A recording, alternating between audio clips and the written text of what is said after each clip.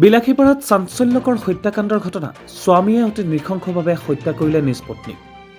হাকামা ৯ নং ৱাৰ্ডৰ বাসিন্দা সুৰজিৎ ৰায়ে নিজ পত্নী মন্দিৰা নাথক হত্যা কৰা ঘটনাক লৈ সমগ্ৰ বিলাসীপাৰাত তীব্ৰ চাঞ্চল্য।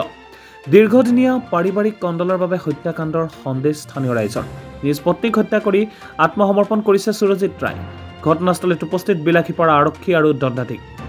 ওয়াৰ্ড নাম্বাৰ 9 ৰঞ্জিত ৰয় নামৰ এজন ল'ৰাই তাৰ মানে ওয়াইফক ডিঙি কাটি হত্যা কৰাৰ বুলি আমি ৰাতিপুৱা গম পালো। ই দীৰ্ঘদিনৰ পৰা কেৰেলাত কাম কৰি থকা বুলি গম পাওঁ। ই বিয়া কৰিছে হাকামা এই বেলতলিৰ ওচৰৰ শালতাৰী বুলি যে কয় তাতে। ইয়াৰ দুটা ছোৱালীও আছে। দীৰ্ঘদিনৰ পৰা চলি আছে বুলি শুনিছো মই। হত্যা কৰি নিজে যাই থানাত সাৰেণ্ডাৰ কৰিছে। এতিয়া প্ৰশাসন আহিছে, প্ৰশাসন তদন্ত অব্যাহত ৰাখিছে। নাম কি আছে ইয়াৰ মন্দিৰা ৰয়।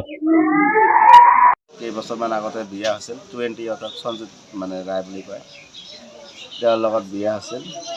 আৰু আজি ৰাতিপুৱা মোক মানে এজনে ফোন কৰিলে মৰে গাঁৱৰে যে এনেকুৱা তাতে হাকমাত তেওঁৰ নিজ চোৱাবাটীতে তেওঁৰ মানে মাইকীক এনেকৈ মাৰি থৈ দিছে।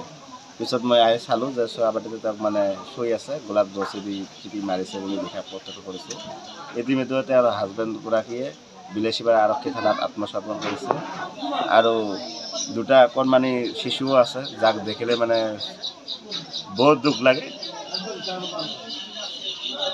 গতিকে মই আৰক্ষীক এইটোৱে জনাম যাতে মেইন কালপিতজনে যাতে শাস্তি পায় আৰু পৰিয়ালে যাতে ন্যায় পায়, আৰু সৰু বাচ্চা দুটাক যাতে চৰকাৰে অকণমান চায়।